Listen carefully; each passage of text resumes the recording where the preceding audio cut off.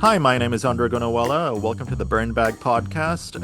I'm recording this on Monday afternoon. I'm sure many of you folks saw what happened in the White House on Friday, the meeting between President Trump and President Zelensky. It was sort of shocking, not sort of, I think that's an understatement. It was just blatantly shocking to see just the shouting match erupt in the Oval Office, particularly very concerning in terms of how much this may undermine the U.S. Ukrainian relationship, the broader U.S. Russia sort of competition and the conflict going on.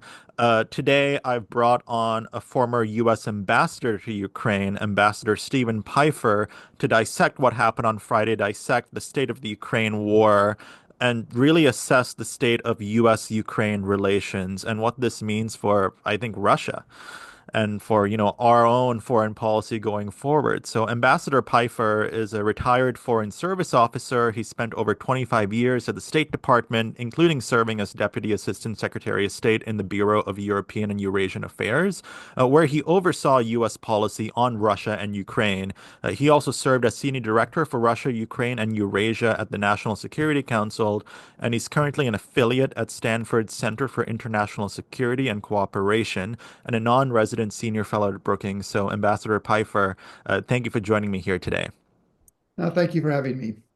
So, Ambassador Pifer, we last interviewed you in 2021 in the run-up to the Russia-Ukraine war, really the invasion of Ukraine.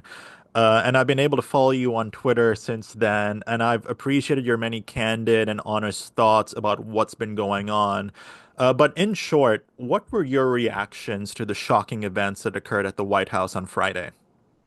Well, it truly was shocking. I can't think in the 45 years that I've either practiced American foreign policy or followed, I can't think of anything comparable to that. The humiliation of the leader of a partner in what looked to me like it was an ambush. I Mhm. don't know whether the Vice President Vance acted on his own or it was planned with President Trump, but there clearly was a setup that was designed to put Zelensky in a very awkward position. And I think that's done great damage to the U.S. Ukraine relationship.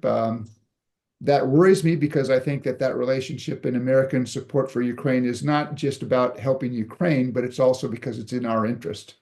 So Friday was, I believe, a bad day for Ukraine, a bad day for American national security interests. It was a very good day, however, for Moscow. I agree. In my personal capacity, I absolutely agree. And I mean, in the run up to this, we had seen President Trump call Zelensky a quote dictator, inaccurately claim that Zelensky has about a 4% approval rating, even though that's not true. I think a recent poll showed him at 57% approval.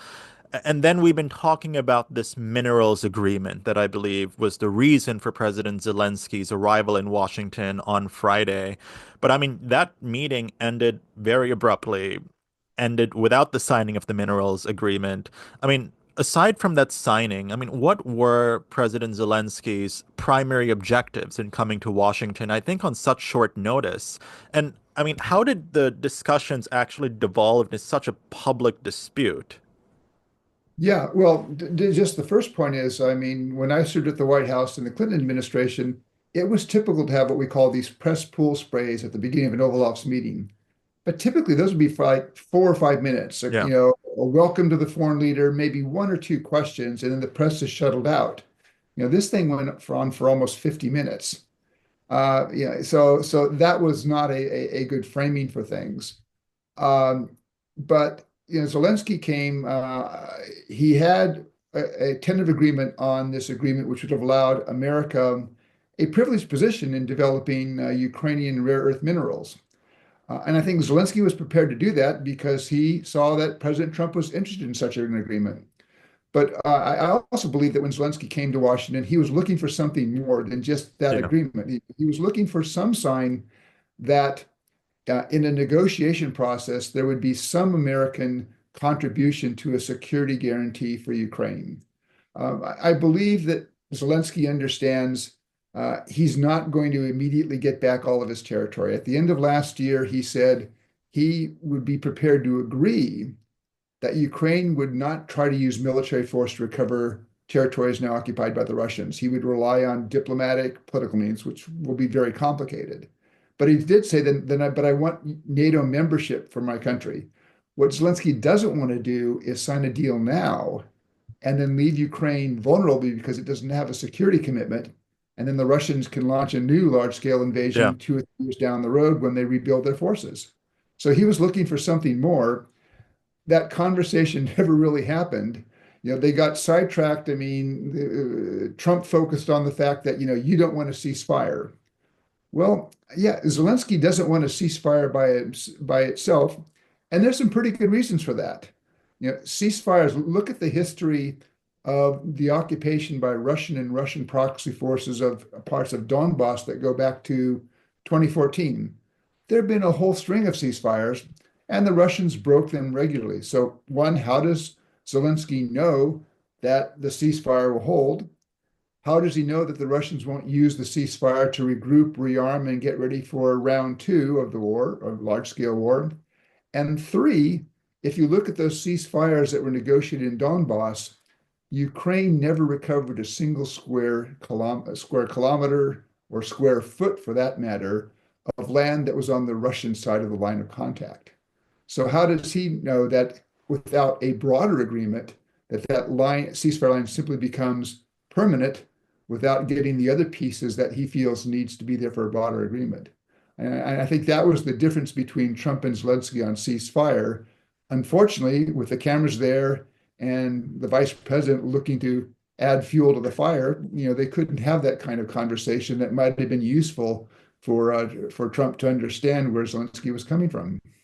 Yeah, absolutely. And I really want to dig into the questions of the ceasefire, the issues around it, and then certainly the security guarantees a little bit later in this conversation. But sort of taking a step back, I mean, this seems like a pretty major diplomatic rift. I mean, I've never seen a U.S. president talk down to a guest at the White House in the way President Trump talked down to President Zelensky. I think from the moment President Zelensky got out of the car, I mean, even the comment like "you dressed up today," and then the reporter, the OAN reporter, I believe, saying like, I mean, just making comments about even just the clothes. I mean, it just felt, I mean, to me, it seemed like almost like a diplomatic trap, particularly with the vice president's own comments that triggered this shouting match, essentially. But I mean, how does this rift impact the broader U.S. Ukraine relationship? I mean, especially in the context of the ongoing military and economic support. Like, do you think we'll see a drawdown in economic support and military aid?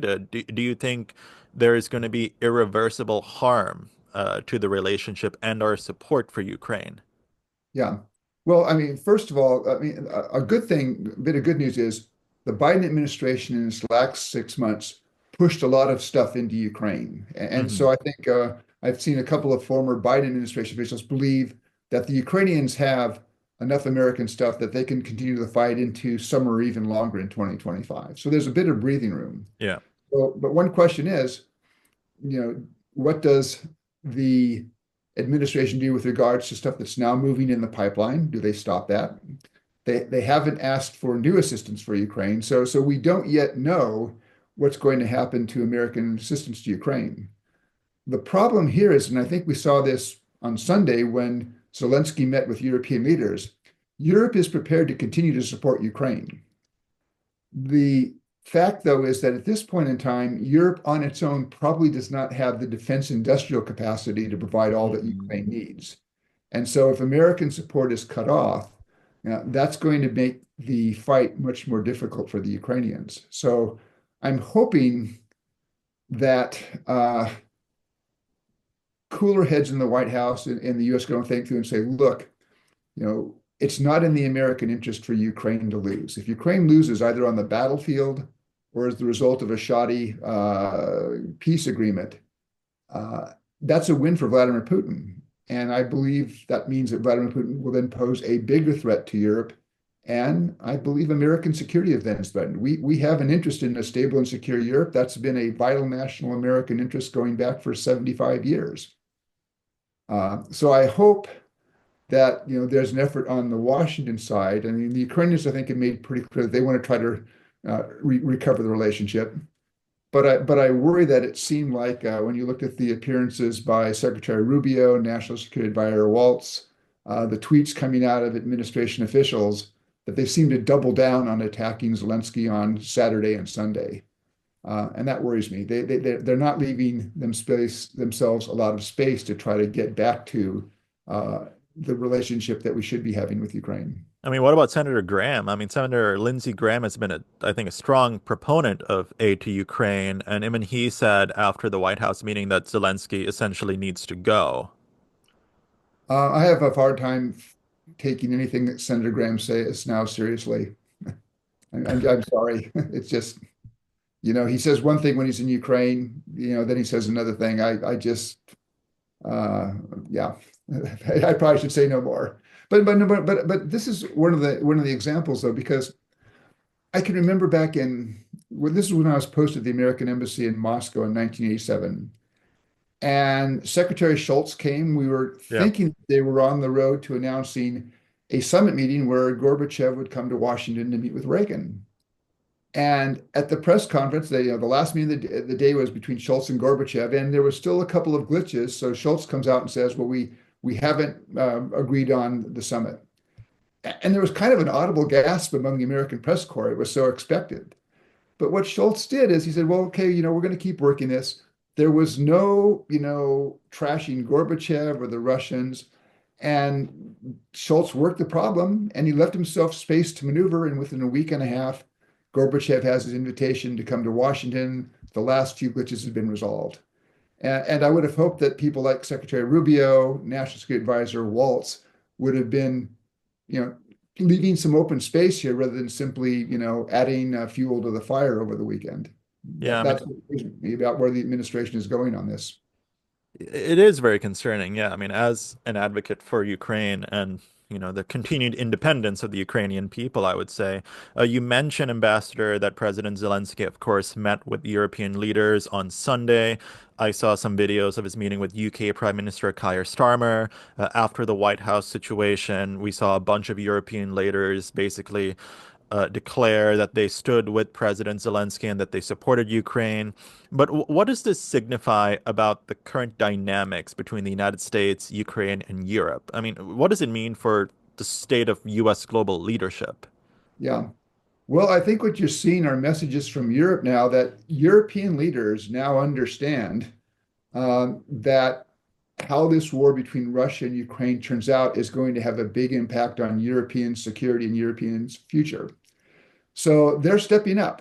And I think you saw that both Prime Minister Starmer and I think also President Macron of France said they want to try to work. They both had, of course, last week good meetings in the Oval Office before Zelensky's disaster with the White House after the White House ambushed Zelensky.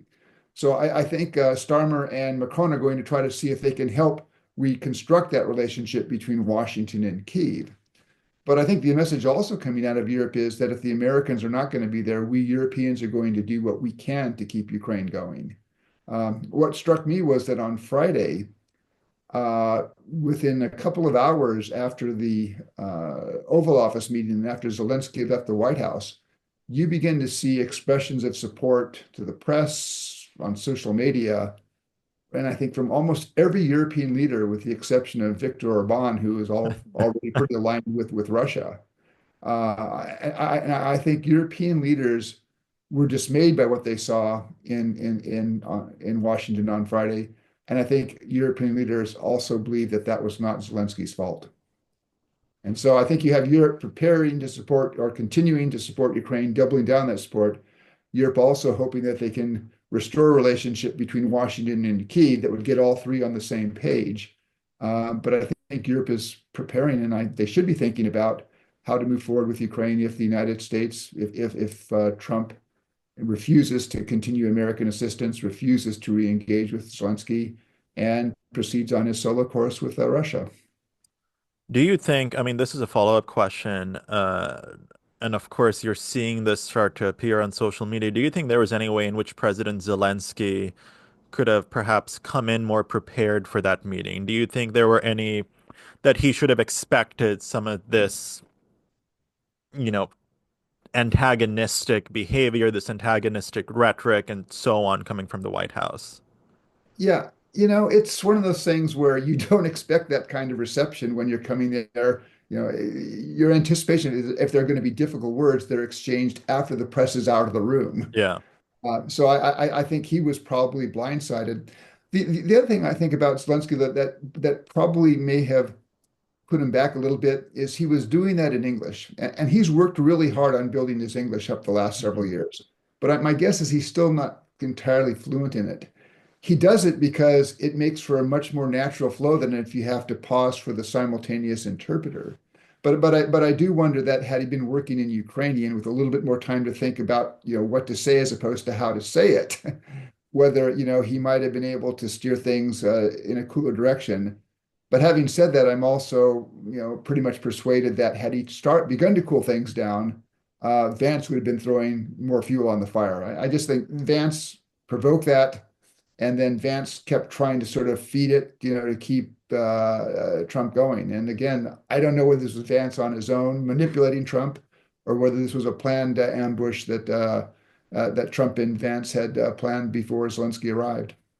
Yeah, I mean, now there are a lot of social media memes, I think, showing Vice President Vance sort of smiling and sort of he looked, I think, a little bit proud of what he said, and then Secretary Rubio sitting next to him looking somewhat uncomfortable. Yeah. Now, I wish I could sort of read minds and know what both of them were thinking. But Ambassador, sort of taking a step back, looking at the war in general, as of March 2025, how would you assess the current state of the Russia-Ukraine war, both on the Yeah. battlefield and diplomatic arenas? Because from the what we're hearing from the White House, they're framing it as if Ukraine's losing and Russia has a significant upper hand. But when I've talked to plenty of military experts and diplomats, it's a little bit more even-handed than that. Is that still the case?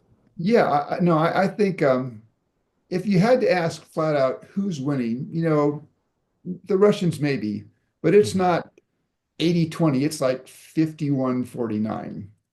I mean, let's just take the year of 2024.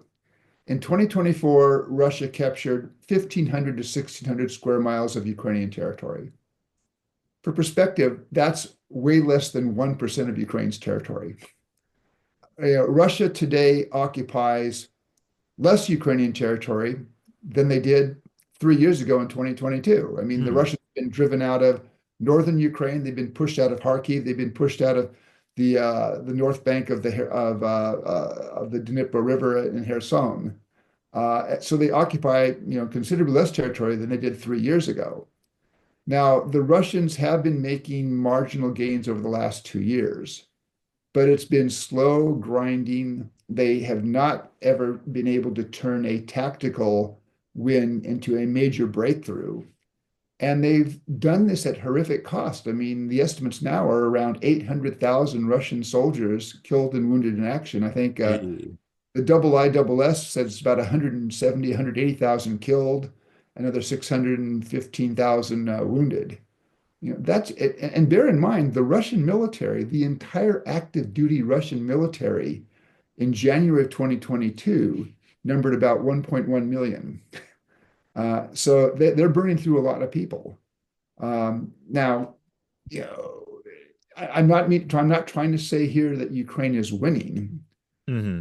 Ukraine is fighting on the defensive, and that gives them certain advantages. Yeah, I mean, Ukraine has its own struggles. I think they have some manpower issues, and they still remain very much dependent on the West, including the United States, for the arms and munitions to keep them in the fight. But they also remain pretty determined.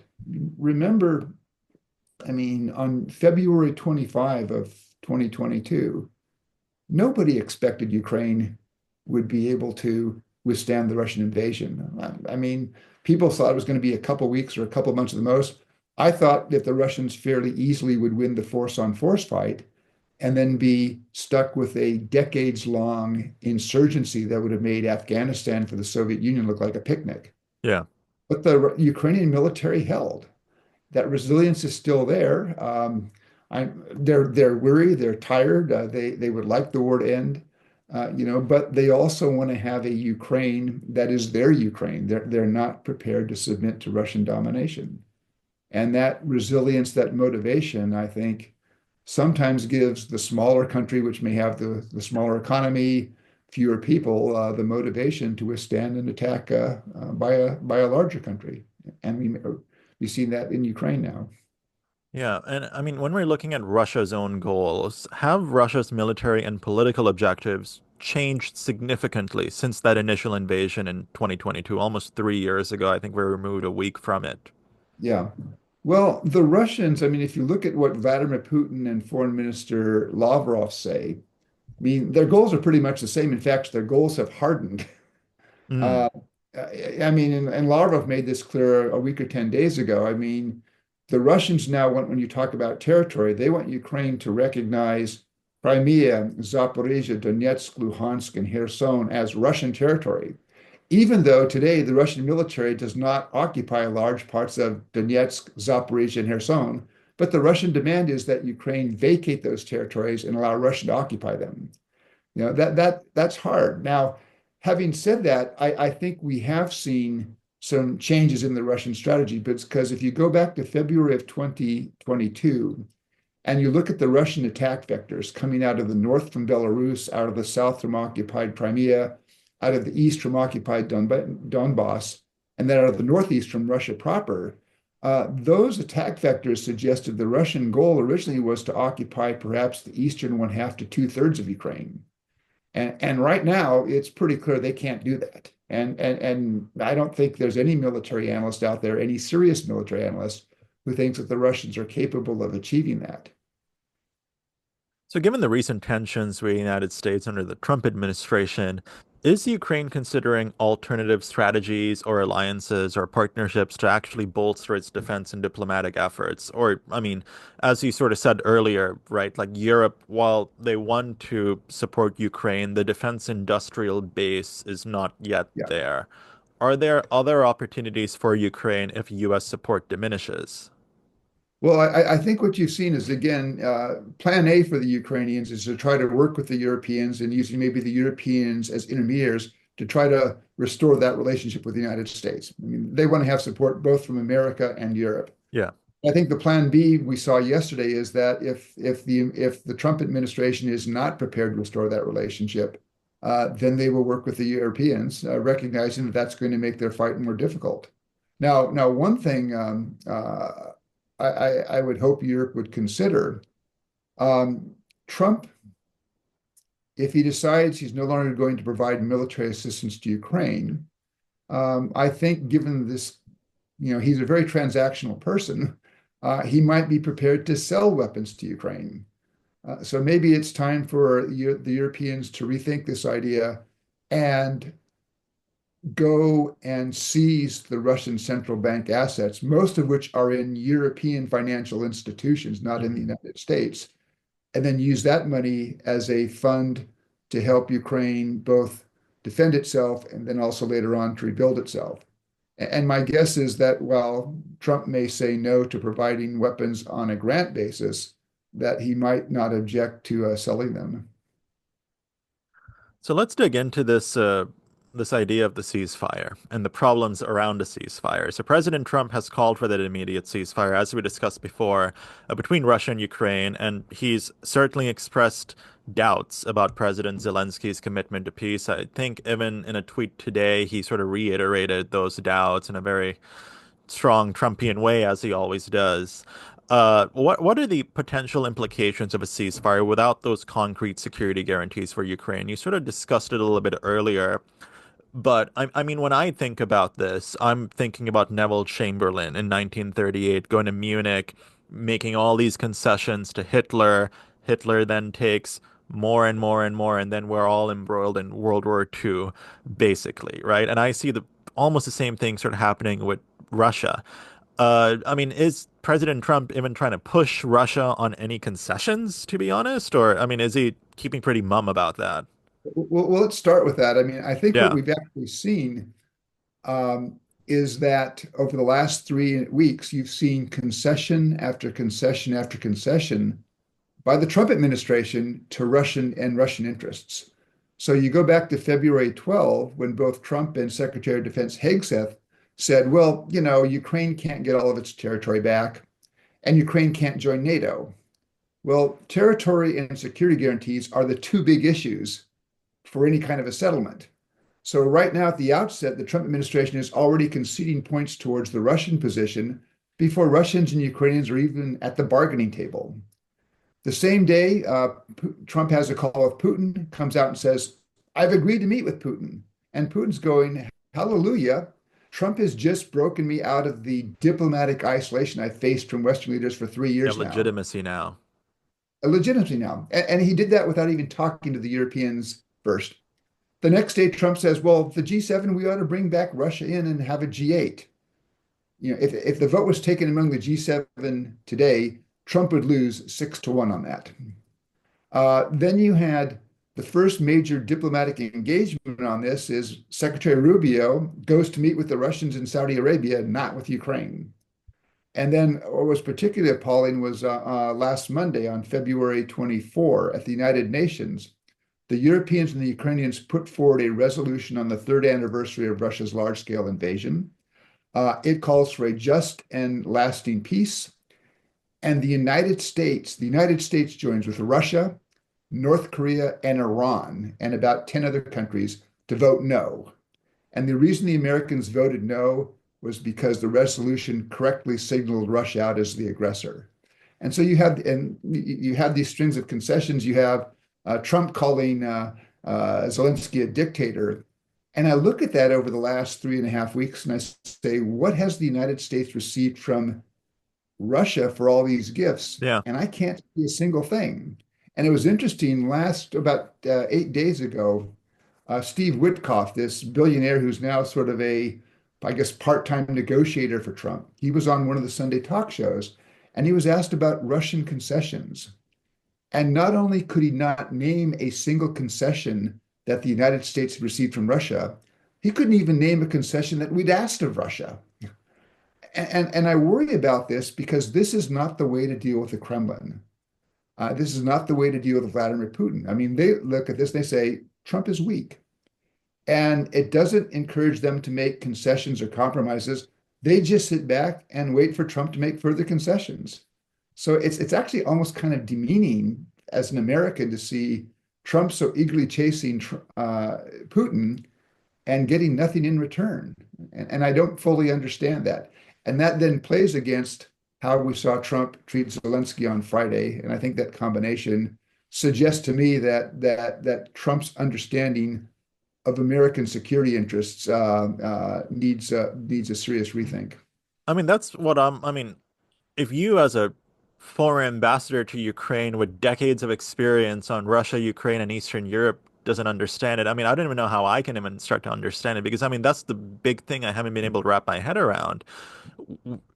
President Trump is talking tough on President Zelensky, on Ukraine, castigating him, in some senses, very much demeaning him, right? And I've never seen a president really like use such negative terms to describe key strategic partners, even key allies, as we have seen between President Trump and President Zelensky, but absolutely say nothing negative about President Putin. Like, there is no, I mean, there's a villainization of Zelensky going on, but there's no villainization of President Putin going on. And that's what just does not make sense to me. Like, why are there no concessions on the part of Russia? Like, Yeah. President Trump is pushing so many concessions on Ukraine. Like, what is the rationale for this? Like, I mean, if Russia is like maybe they're winning the war, but as you said, it's sort of 51-49. They've been pushed out of key regions. Ukraine is still holding on, and there is still leverage that the United States has over Russia, both in a political, economic, and military sense. And it's like we're foregoing all of that leverage to make nice with Putin, but for what reason? Like Yeah. like it I'm trying to understand and I don't understand it. I think I figured out the Trump-Zelensky relationship. Trump clearly dislikes Zelensky, and I think it goes back to his first term.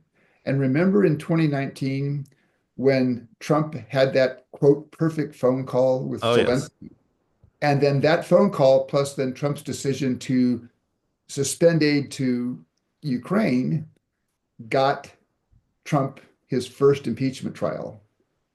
And now you look at that so-called perfect phone call, and you can read the White House transcript. You'll see Trump does not do a single bit of business that's good to the American government. He's not asking for access to Ukrainian rare earth minerals. He's not asking the Ukrainians to buy American LNG. It's all about, his personal political interest. Um, and I think in some way, in Trump's mind, he holds Zelensky responsible because Zelensky was the target of his extortion attempt. And Zelensky is somehow responsible for that first impeachment. So I think that explains a lot of Trump's approach towards Zelensky.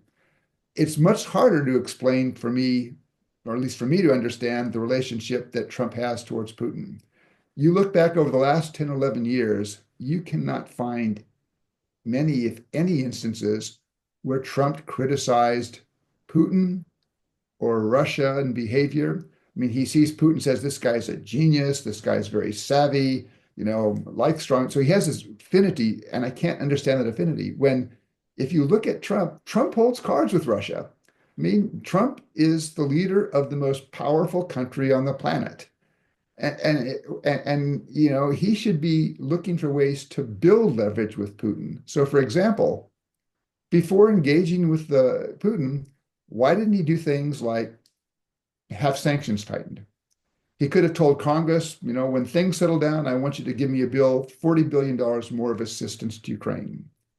He could have gone to the G7 and said, let's now seize those frozen Russian bank assets, and we'll put them to use defending and rebuilding Ukraine. He could have done things which would have confronted Putin with the fact that if you, Vladimir, are not prepared to make some compromises and negotiate in a good faith way, this war is going to go on, and you're going to continue to see your soldiers getting killed, and you're making very little progress. And he should have tried to recreate that situation where for Putin, the cost of continuing the war were going to go up, and that would Yeah. give more. And he used none of that. And for somebody who wrote a book called The Art of the Deal, I would have thought this would have been sort of, step number one. Now, the only thing, I mean, looking at, and I've tried to figure out what is driving this strategy to engage Putin.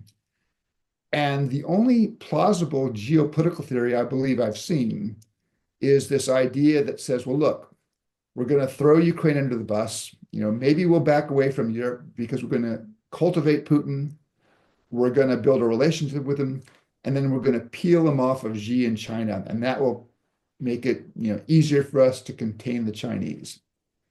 If that's what's driving this, and I think one of the one of the Trump officials actually said that this was the plan over the weekend. I think it may have been Secretary Rubio, in fact. If the idea is to peel Trump or to peel Putin away from Xi, it suggests to me they fundamentally do not understand the relationship between Putin and Xi, and they do not understand the degree of Russian dependence on China. Look, Putin needs China, he needs Xi. He's not going to toss Xi overboard to put a bet on an unpredictable Trump who's not going to be in office 4 years down the road. It's just not Yeah. going to happen. So if that's their grand geopolitical theory, it's based on a major flawed premise. And the risk is if we go too far down that road and we alienate our allies, both in Europe and Asia, we're going to be facing a still collaboration between Russia and China, and we're going to have many fewer friends and allies to support us. I mean, it's detrimental to American national security interests. And I'm just sort of stunned that more people in the national security apparatus of the US government don't understand this.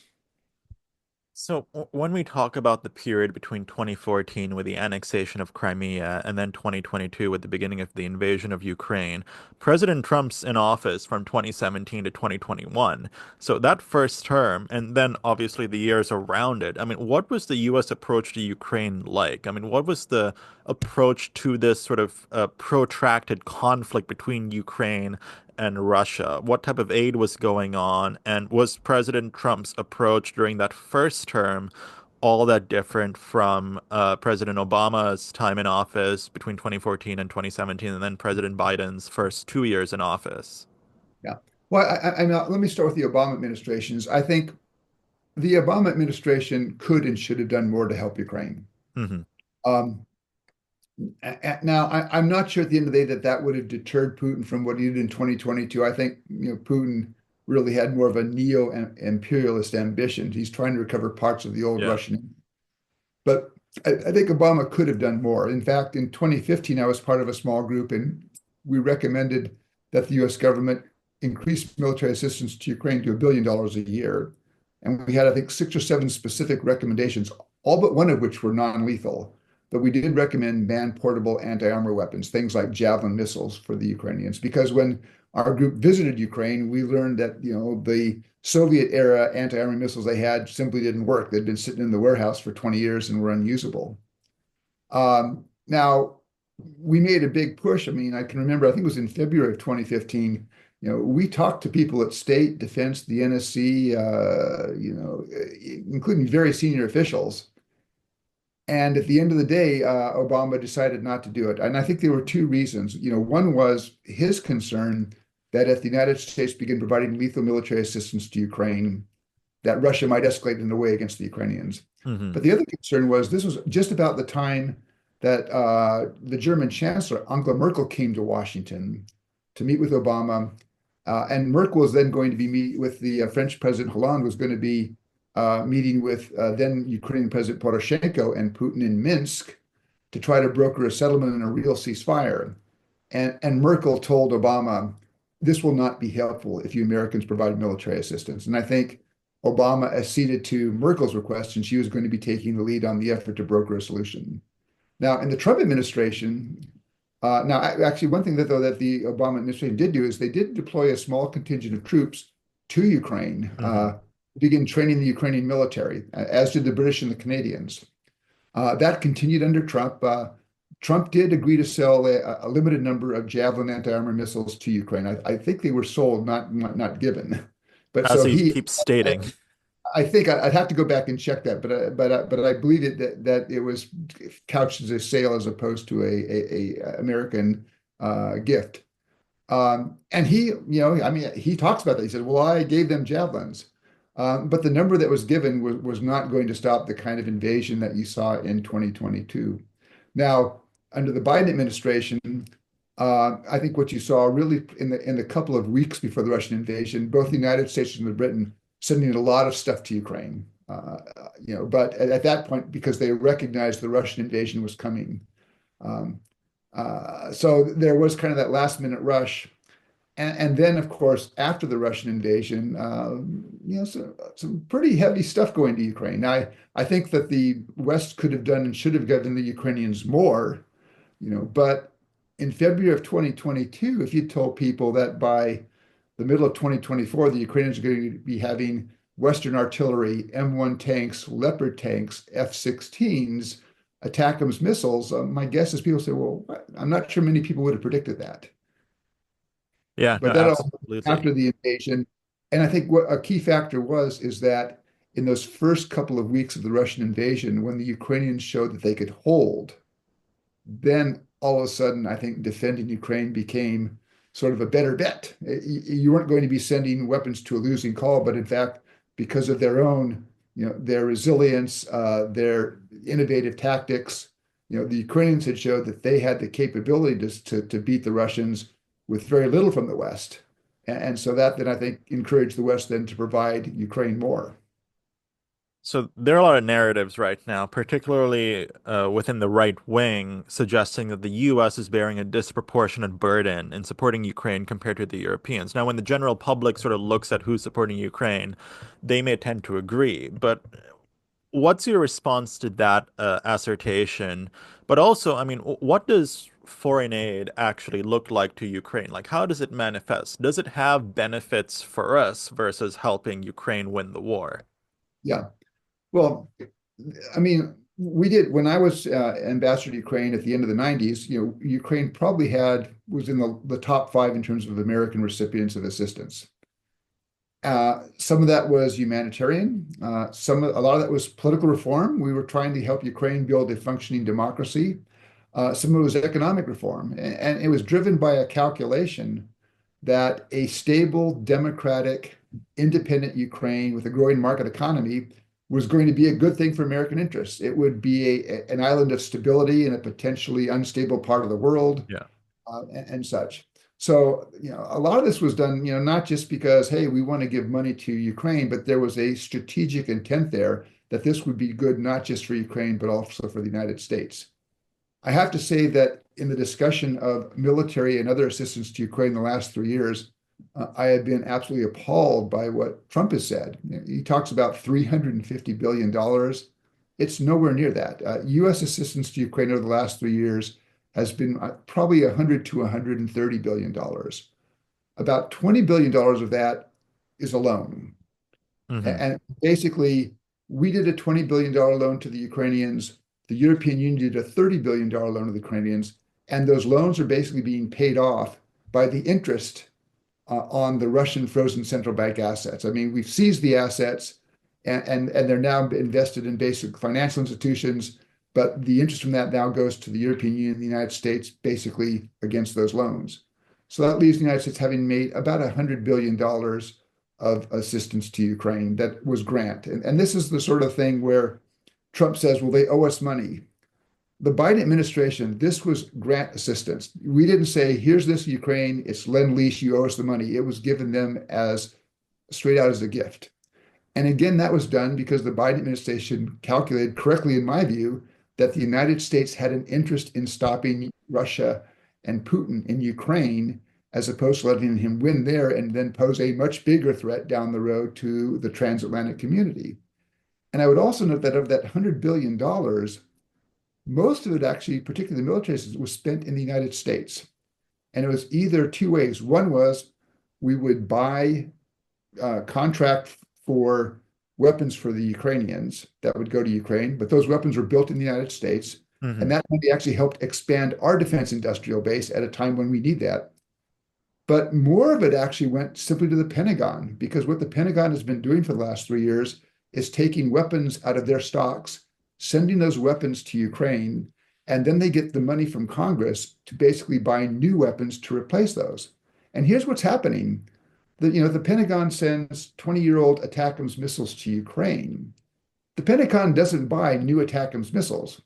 They go and they buy the precision strike missile, which has a longer range, greater payload, and is more lethal. So this process is getting the Ukrainians what they need, but it's also allowing the U.S. military to upgrade and modernize its forces. It was kind of a win-win solution. Plus, it's also helping expand the American defense industrial base. The other misconception that is frequently repeated by Trump and people on his side is that we're doing so much more than the Europeans, and that's simply not true. The Europeans, when you look at the European Union as an institution, but also individual European countries, have done significantly more assistance to Ukraine than the United States. And it gets really ugly if you go on the basis of, say, as a percentage of gross domestic product, where I Hmm. think somebody ranked all the Europeans and the Western countries, and the United States was in 17th place. I mean, that is something, especially when you put it in that perspective as a percentage of GDP. So, when we're looking at the security guarantee situation, President Zelensky wants those security guarantees. Looking back on past agreements over the past, say, 35 years, including the 1994 Budapest Memorandum, which basically had, I believe, Ukraine give up its nuclear weapons in exchange for, I think, security guarantees, and then 2014's Minsk Agreement after the invasion of Crimea, the annexation of Crimea, were those explicit security assurances, or were they not? And if so, like, why did they actually fall short? Like, why were they not effective whatsoever to the point that we're now in this 3-year war? Yeah. Well, let me start with the Budapest Memorandum. Let me dwell on it. I helped negotiate the Budapest Memorandum. I'm sorry. That's So, no, the Budapest Memorandum, it basically committed the United States, Britain, and Russia to respect Ukraine's sovereignty, territorial integrity, and independence. Mhm. And it committed the three countries not to use or threaten to use force against Ukraine. Of course, Russia's violated that. But the memorandum, though, didn't say if Russia violates these commitments, the United States and Britain will go to war on Ukraine's side. Um, Now, in the negotiation of the language for the Budapest Memorandum, the Ukrainians asked us, well, if the Russians do violate their commitments, what will they do? Or what will you Americans do? And we said, we will take an interest in Ukraine, we will do things. But we told them, we were very explicit. We said, we are telling you now, we are not going to send American troops. Hmm. That's why it's the Budapest Memorandum of Security Assurances, not the Memorandum on Security Guarantees, because Gotcha. guarantees to an American diplomatic error, that's what NATO gets. That's what Japan, South Korea, and Australia have. And the calculation, both by the Bush 41 administration and by the Clinton administration, was you'd have to go to the Senate for ratification of that. And they did not see a chance that the Senate would consent to that kind of commitment to Ukraine. Now, so we said we'll do things, and I look back and see what the Biden administration has done over the last 2 years and 10 months. I think the Biden administration did a lot and responded in a way that I am comfortable is consistent with what we told the Ukrainians 30 years ago that we would do. I still think the Biden administration could and should have done more, but I think we acted in a way that was faithful to what we had said on the diplomatic record that was not reflected in the text of the Budapest Memorandum. I can also understand now that if you're in a Ukraine saying, hey, if we'd kept those nuclear weapons, this would never have happened. Two responses to that. Ukraine in 1990, even before the Soviet Union broke up, in its declaration of state sovereignty, said an independent Ukraine will be a non-nuclear weapon state. And I had conversations. This was actually after I left the government when I was doing some research, talking to fairly senior Ukrainian who basically said, in 1992, we asked ourselves, what if we change our policy and decide to be a nuclear weapon state? And they concluded they did not have the infrastructure or the financing to build the infrastructure to sustain an independent nuclear capability. So that's kind of my defense of the Budapest Memorandum, Hmm. above and beyond the fact that, as I tell Ukrainians, look, I'm an American diplomat. You had 1800, 1900 strategic nuclear warheads that were designed, built, and deployed to incinerate American cities. You should not be surprised that I wanted to get rid of those weapons. Yeah. The Minsk agreements really had no explicit security commitments or guarantees by the sides. I mean, there were commitments to do things like ceasefire, withdraw from the line of contact, allow the Organization for Security and Cooperation in Europe to have their monitors verify things. And then there were some economic and political arrangements. But there was no agreement particularly in the Minsk II agreement in February of 2015 as to timing. And the sides got, argued over that. The Ukrainians had agreed, well, we will do some basically devolution of power to local entities. And the Russians basically wanted, well, yeah, but wanted Donetsk and Luhansk to have the right to veto national level agreements. So, but there were no real specific guarantees. I think what Zelensky now says, though, that he doesn't want a Budapest agreement, he doesn't want a Minsk agreement, but he wants some solid guarantee.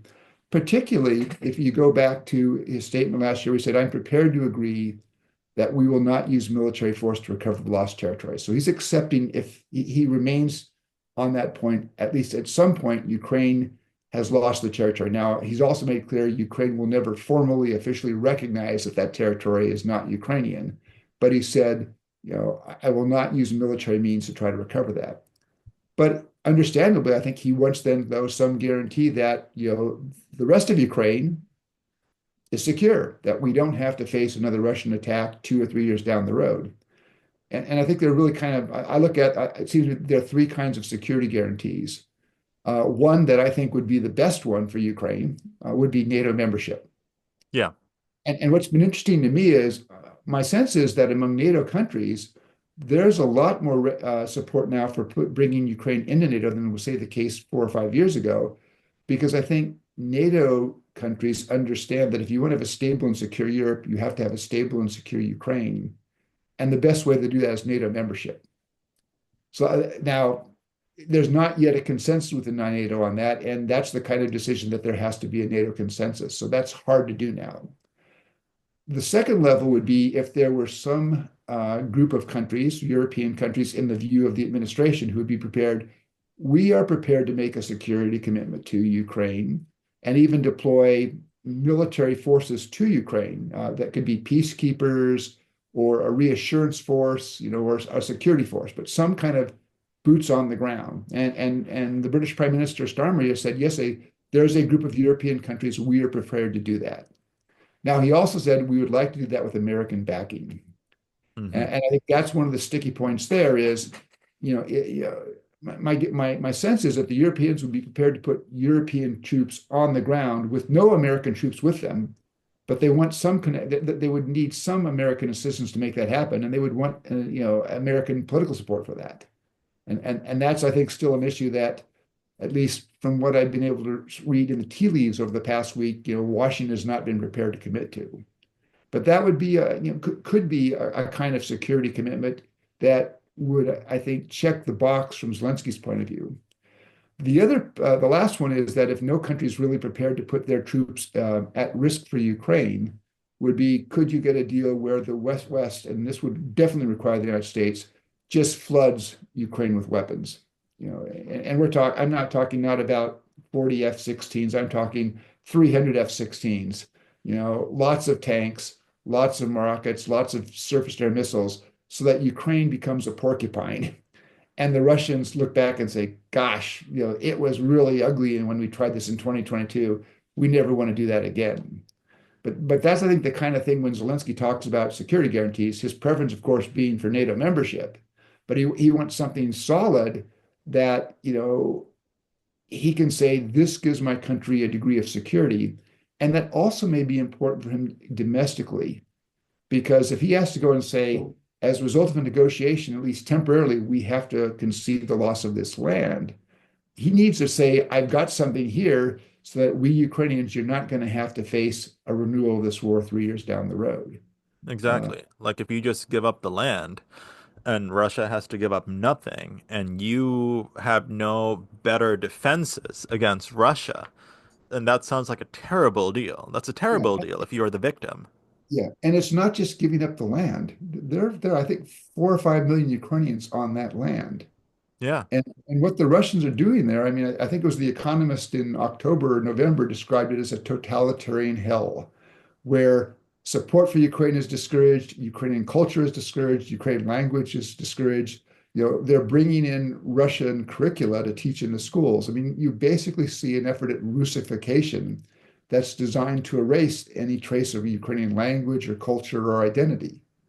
And so, I mean, so many people, when they talk about, well, Ukraine can give up that land, it's not land. There's a lot of Ukrainians on that land. And I think that's one of the things that needs to be understood. You know, Zelensky, it's going to be difficult for him to consign those people to the kind of fate that we're already seeing is being inflicted on them by the last 3 years of those lands that have been occupied by the Russians. yeah. Which is why I think a lot of the critiques levied by, say, Elon Musk, for example, are not, I mean, not realistic because I mean, yeah, like sure you maybe for their autonomy or their right to be autonomous, but when you have a rigged election and basically a totalitarian state, that's not autonomy whatsoever. So, I mean, it's just ridiculous in so many ways. I mean, as we sort of round out this conversation, say President Trump or DNI Tulsi Gabbard or Vice President Vance may listen to what you said and be like, well, that's going to start World War III, that's going to exacerbate the conflict and so on. What's your response to that? Is there any credibility that any of these security guarantees, for example, joining NATO or joining the European Union, for example, which we haven't really talked about, are there any concerns that that could actually exacerbate the conflict? Yeah, no, I think to the extent that they raise that, again, they're replaying a Russian talking point. Hmm. You know, the Kremlin has tried to use the threat of nuclear use over the last 3 years. And reportedly in September of 2022, the US government thought that there was about a 50% chance that the Russians might use a tactical nuclear weapon against Ukraine. What was interesting to me was, though, I mean, I think the Kremlin had several goals that they wanted to try to persuade Kyiv to surrender, and they wanted to dissuade the West from sending weapons to Ukraine. And what happened was the Ukrainians already see this as an existential fight. They just fought on. And the West basically said, no, we're going to continue to send weapons to Ukraine.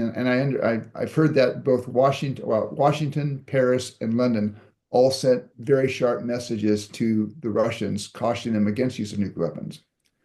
There's one other factor here, though, and there have been a lot of reports saying that the Chinese and the Indians went to Moscow and said, don't you dare. Uh, And I think for Putin, I mean, Putin, has accepted he's ostracized in the West, although Trump seems to be breaking that down. Yeah. He doesn't want to be a global pariah. And I think if Russia were to use nuclear weapons in a war that they had started but couldn't complete at the conventional level, he's going to face international condemnation. And I think the Kremlin recognized that because at the end of October of 2022, Vladimir Putin, he's at this thing called the Valdai Discussion Club. It's a big meeting. He goes there once a year. And somebody asks him, what about these nuclear threats you're making? And he says, we don't make nuclear threats. That's not in our doctrine. Read our doctrine. He goes, it's the West trying to tarnish Russia's good name. A week later, the Russian Foreign Ministry puts out a statement on preventing nuclear war, which was 95% of what I would have liked to have seen the Russians say. And then a couple weeks after that, Foreign Minister Lavrov is standing in for Putin at the G20 summit in Bali, and he signs on to language in the final statement that says nuclear threats are unacceptable and inadmissible. The Russians backed off. Now, the Russians from time to time, I mean, they try to suggest things. So last October, they modified their nuclear doctrine and they made it much more ambiguous and they made it much more, they thought, threatening. But it said things like, well, if there are major attacks, well, it used to be if there were an attack on Russia that put with conventional weapons, not nuclear weapons, an attack on Russia that put the existence of the Russian state at stake, that could trigger Russian nuclear use. Now it is if there's an attack on Russia that threatens our territorial integrity or our sovereignty. Well, for 7 months now, Ukraine has held a chunk of Russian land in Kursk. Ukrainian drones are striking targets 1,000, 1,300 kilometers away from Ukraine, and that hasn't provoked the Russians. So I think I don't want to say the Russians are totally bluffing here, but I think it's mostly a lot of hot air. And at the end of the day, the Russians understand that using nuclear weapons would cause a very high political price for Russia. But also, if you use a nuclear weapon, you've changed the rules. You've Yeah. opened up a Pandora's box, and the consequences are unpredictable, they're nasty, and they're potentially catastrophic, including for Russia. And I think that's understood in Moscow. So, Ambassador Pifer, any last thoughts, any last comments for our audience as we round this out? Well, I was very depressed by what happened on Friday. I hope the Trump administration is able to correct course because, supporting Ukraine for America, it's not just about helping a partner. It's because it's in our national interest. If Putin wins in Ukraine, his ambitions don't stop with Ukraine. If he wins there, he's going to be emboldened. I fear that he now sees weakness in the White House, and that means he'll pose a bigger threat to Europe and American interests. And we could find ourselves in a war in Europe that we don't want to fight if we don't stop Putin in Ukraine. Otherwise, we could be in a broader war in Europe that we may have no choice but have to fight. So I hope that wiser heads think this through and get us back on course with Ukraine and back on course with Europe. And then the Trump administration may actually have a chance if they begin to take a tougher attitude towards Moscow, maybe can actually forge some kind of a durable agreement. But it's not going to be done the way that they've been proceeding the last 4 weeks.